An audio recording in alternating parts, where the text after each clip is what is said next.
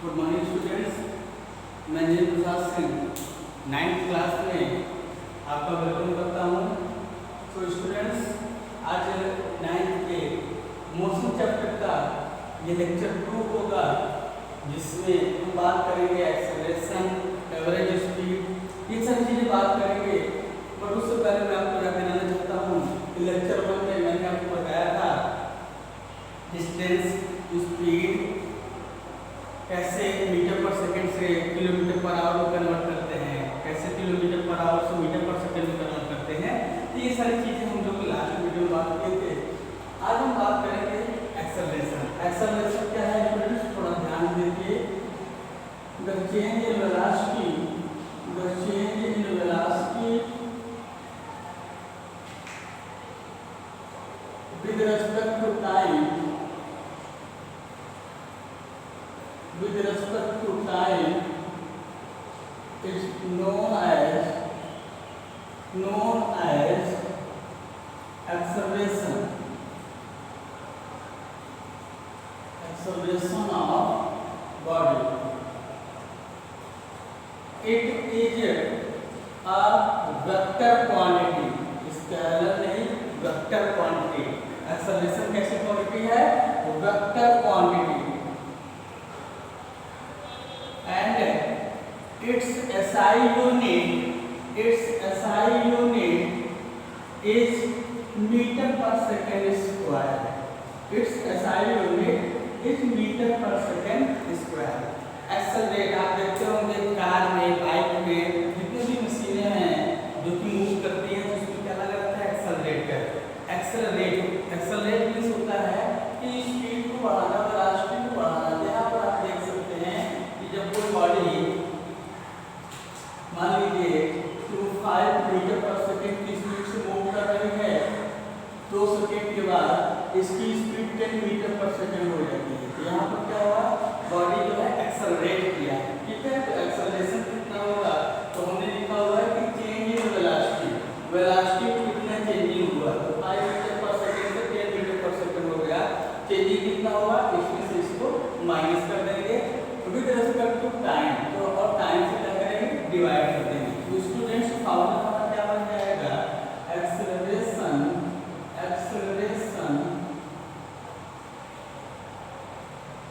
इसको हम लोग ए से डिनोट करते हैं, हो जाएगा change in velocity, change in velocity upon time. क्या मतलब है इसका? कि if u and v are the initial and final velocity,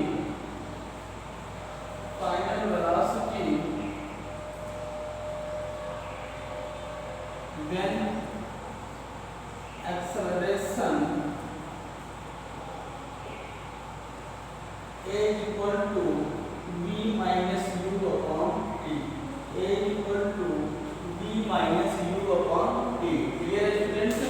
change in velocity, यहाँ पर आप देख सकते हैं u क्या है? इनिशियल वेलोसिटी है, v फाइनल वेलोसिटी है, और t क्या है? टाइम इंटरवल है, ठीक है। यहाँ पर आप देख सकते हैं एक्सेलरेशन को जैसे डिनोट करते हैं, वेलोसिटी में वेलोसिटी को माइनस करेंगे, वेलोसिटी आएगा, तो इसकी यूनिट मीटर पर सेकंड और टाइम की यूनिट सेकंड, इसीलिए इसकी यूनिट क्या हो गई? मीटर पर सेकंड स्क्वायर। अब आपको यहाँ पर ध्यान देना होगा, if initial velocity less than final velocity, then a will be positive। Clear है? क्या मैंने कहा कि जो बॉडी की, कार की, बाइक की, साइकिल की, यहाँ पर इनिशियल वेलोसिटी और फाइनल वेलोसिटी से लेस है, यहाँ पर हमारा एक्सेलरेशन क्या होगा? एक्सेलरेशन पॉजिटिव होगा। क्लियर है? ऐसे केस में क्या होगा? बॉडी की स्पीड बढ़ती चली जाएगी, ठीक है। सेकेंड क्या है? If initial velocity less than final velocity, then acceleration will be negative. In this case acceleration is known as retardation, acceleration is known as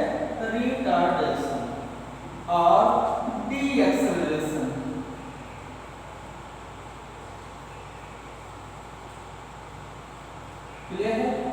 third हम आपको बताना चाहते हैं कि if u equal to v mean to say initial velocity final velocity both are equal then acceleration will be zero, then acceleration will be zero and body moves with constant velocity. Okay students, acceleration मैंने क्या बताया कि change in velocity upon time को हम लोग क्या कहते हैं, acceleration कहते हैं. It is a vector quantity and its SI unit is meter per second square. If u and v are the initial and final velocity of body, then acceleration of body is given by a equal to v minus u upon time. Note करने वाली बातें आपके सामने मैंने दी. If initial velocity is less than final velocity, then acceleration will be positive. In this case, speed of body increases, and if initial velocity greater than final velocity, then acceleration will be negative, and in this case, acceleration is called retardation or deceleration. If initial velocity and final velocity both are equal, then we can say that acceleration will be zero and the body moves with the constant speed. Students, ये जो है acceleration आप इसको note कर सकते हैं, आप इसका स्क्रीनशॉट ले सकते हैं. स्टूडेंट्स, आप इसका स्क्रीनशॉट ले सकते हैं. ओके, आइए हम बात करते हैं एवरेज स्पीड की.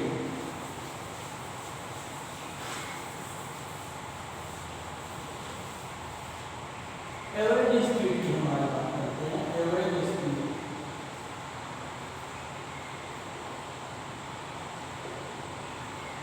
एवरेज स्पीड सपोज कीजिए कि कोई बॉडी कई डिस्टेंस कवर करती है, अलग अलग डिस्टेंस कवर करती है, अलग अलग टाइम में, अलग अलग स्पीड से, तो उसका ओवरऑल एवरेज कितना होता है, तो उसी को हम लोग पढ़ने जा रहे हैं. तो स्टूडेंट्स रेडी हो जाइए आप लोग. एक्सेलरेशन के बाद हमारा टॉपिक है average speed. Average speed it is defined as the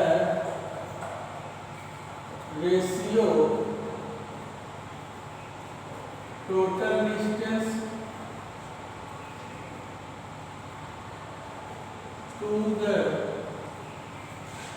total time taken by body.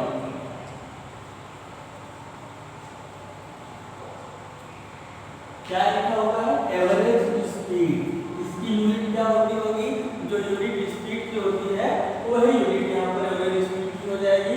यहाँ पर आप देखेंगे its unit, its SI unit is metre per second. Clear है? And average speed, average speed,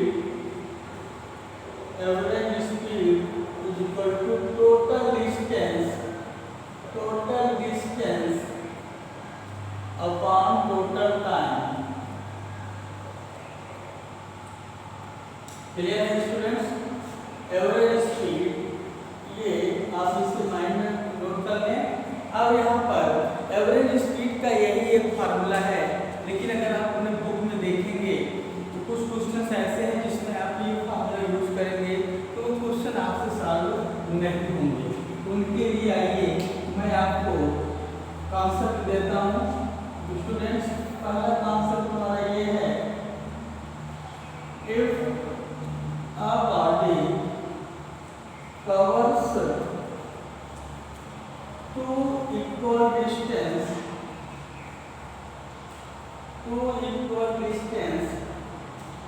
with speed x and y. x and y क्या मैं कह रहा हूँ? मान लीजिए ये a एंड b. एक स्टूडेंट a से b जाता है x मीटर पर सेकंड की स्पीड से और b से वापस लौटता है y मीटर पर सेकंड की स्पीड से. यहाँ पर जब पॉइंट a से b जाएगा तो कितनी डिस्टेंस कवर करेगा? d. जब b से पॉइंट a पर रिटर्न होगा तब भी वो डिस्टेंस b कवर करेगा.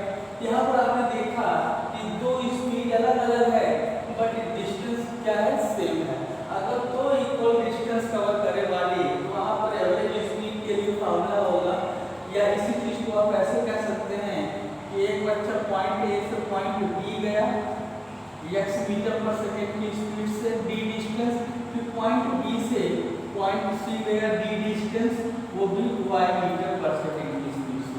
इन दोनों केस में एवरेज स्पीड कितनी होगी, तो वो हम कैसे जवाब देंगे, तो हम जवाब ऐसे देंगे, ये कॉन्सेप्ट है हमारा, then average speed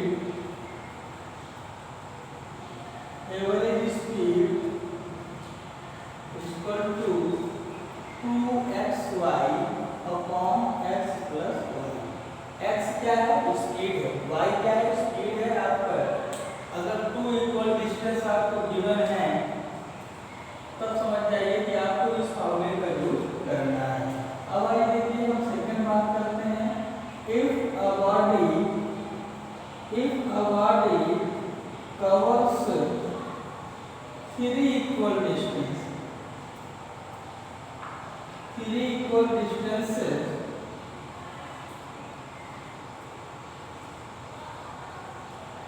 with speed x, y and z meter per second, then average speed is equal to 3xyz upon xy plus yz plus zx। Clear है स्टूडेंट्स, आप इसको स्क्रीनशॉट ले लीजिए या आप अपनी कॉपी में नोट डाउन कर सकते हैं। मैंने आपसे क्या कहा कि अगर कोई बॉडी 3 इक्वल डिस्टेंस को कवर करती है तो एवरेज स्पीड का फॉर्मूला होता है 3xyz upon xy plus yz plus zx। Students आइए हम बात करते हैं, आपके माइंड में क्वेश्चन उठ रहा होगा कि अगर कोई बॉडी 2 इक्वल डिस्टेंस कवर करता है तो एवरेज स्पीड के लिए ये फॉर्मूला, 3 इक्वल डिस्टेंस कवर करता है तो एवरेज स्पीड के लिए ये फॉर्मूला। अगर आपको कई इक्वल डिस्टेंस दिए गए हैं 10, 11, 25 कुछ भी दिया गया है, अगर आपको कई इक्वल डिस्टेंस डिफरेंट स्पीड से कवर किया जाए तो उसके लिए एवरेज स्पीड कितना होगा, ये आपके माइंड में क्वेश्चन उठ रहा होगा। तो स्टूडेंट्स आइए हम आपको बताते हैं कि अगर कोई body n equal distance cover करती है तो उसके लिए एवरेज स्पीड का फॉर्मूला क्या होता है, कहाँ से आप इसको सॉल्व कर पाएंगे अगर कोई बॉडी कई इक्वल डिस्टेंस कवर करती है तो विद द डिफरेंट स्पीड्स। आइए note number 3, if a body covers n equal distance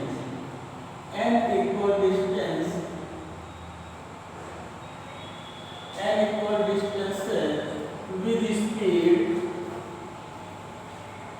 s1 s2 s3 dot dot dot sn, ठीक है, n इक्वल डिस्टेंस है, n की वैल्यू कुछ भी हो सकती है, 1 2 3 4 कुछ भी हो सकती है। स्पीड कितनी है, s1 s2 s3 ऐसे करके है। यहाँ पर आप स्पीड एवरेज स्पीड कितना लिखेंगे, देन एवरेज स्पीड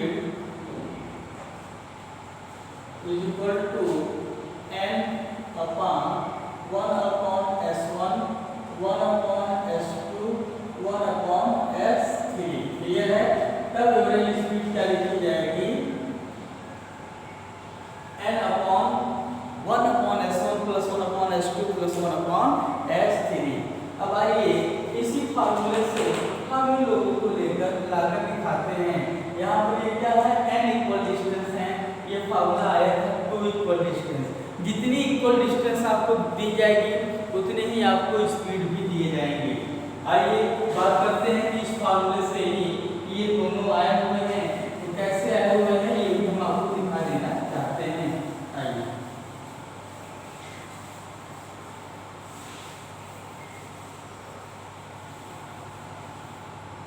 स्टूडेंट्स ध्यान से बोर्ड पर देखिए,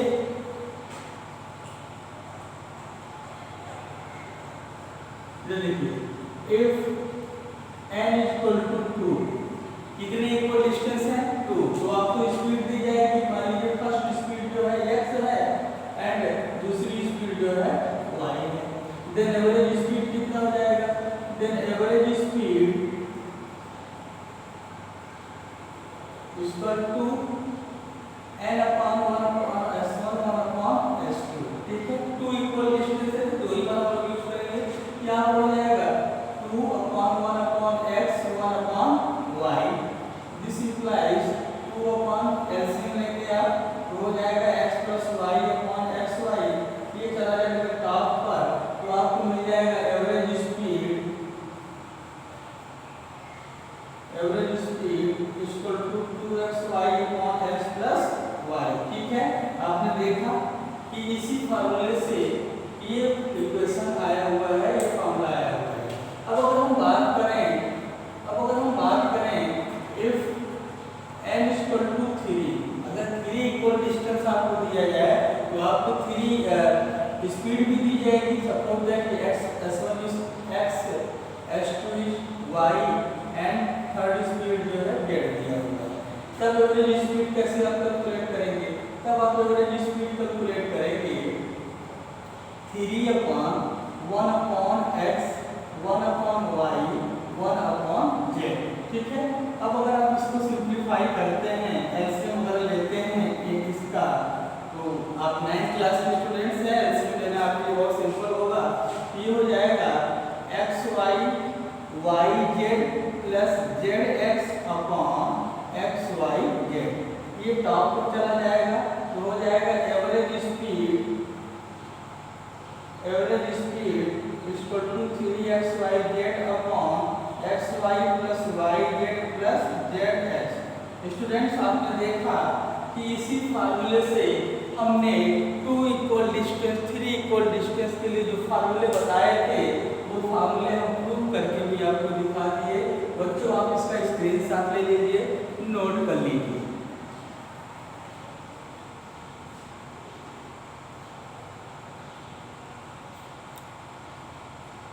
सो स्टूडेंट्स, आई होप आपको समझ में आया होगा। अगर आपको समझ में आया है तो हमारे चैनल को सब्सक्राइब करें, अपने दोस्तों को शेयर करें।